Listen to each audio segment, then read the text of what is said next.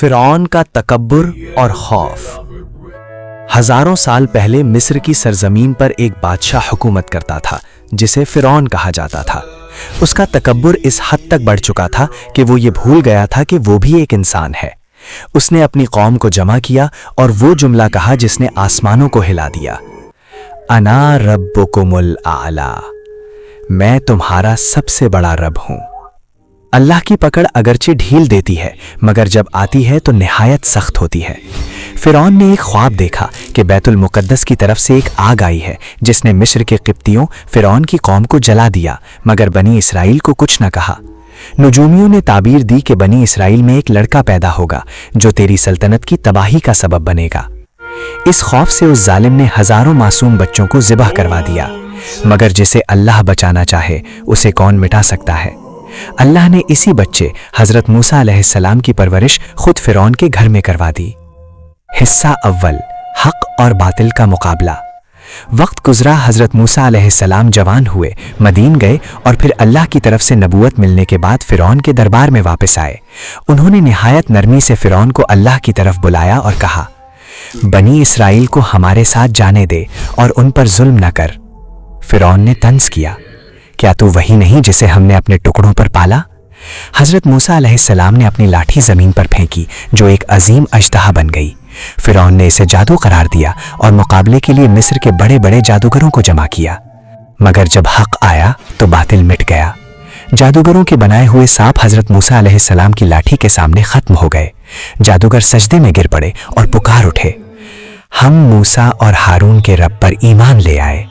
فرعون غصے سے پاگل ہو گیا، اس نے جادوگروں کو قتل کروا دیا اور بنی اسرائیل پر ظلم کی انتہا کر دی۔ حصہ دوم، ہجرت کا حکم۔ اب فیصلہ کن وقت آ چکا تھا۔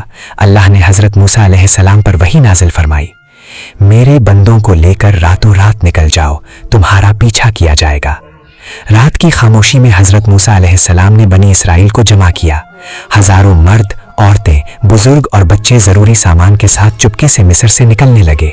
خوف اور امید کی ملی جلی کیفیت میں ان کا رخ بحر قلزم، بحر احمر کی طرف تھا۔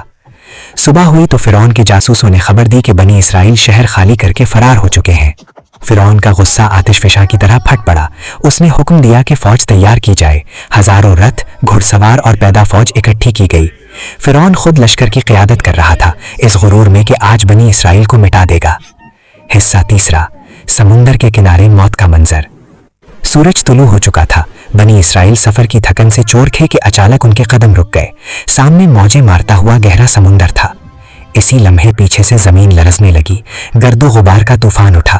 مڑ کر دیکھا تو فرعون کا لشکر سر پر پہنچ چکا تھا۔ تلواروں کی چمک اور گھوڑوں کی ٹاپوں نے دلوں میں دہشت بھر دی۔ بنی اسرائیل چیخ اٹھے، انا لمدرکون، ہم تو پکڑے گئے۔ آگے سمندر، پیچھے فرعون، بچنے کی کوئی راہ نہ تھی۔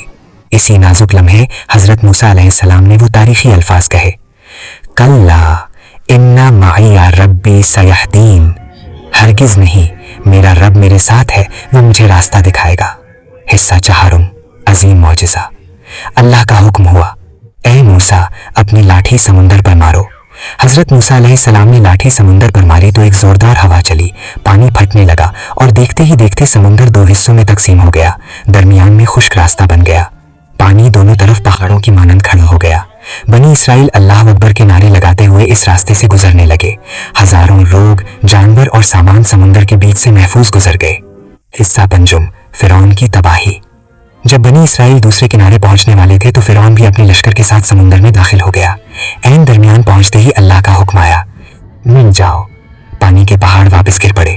فرعون اور اس کا پورا لشکر پانی میں غرق ہو گیا۔ چیخ و پکار مچ گئی۔ وہی فرعون جو خود کو خدا کہتا تھا آج ایک موج کا مقابلہ نہ کر سکا۔ ڈوبتے وقت اس نے پکارا، میں ایمان لایا کہ کوئی معبود نہیں سوائے اس کے جس پر بنی اسرائیل ایمان لائے، مگر جواب آیا، اب جبکہ اس سے پہلے تو نافرمانی کرتا رہا۔ فرعون اپنے لشکر سمیت ہلاک ہو گیا۔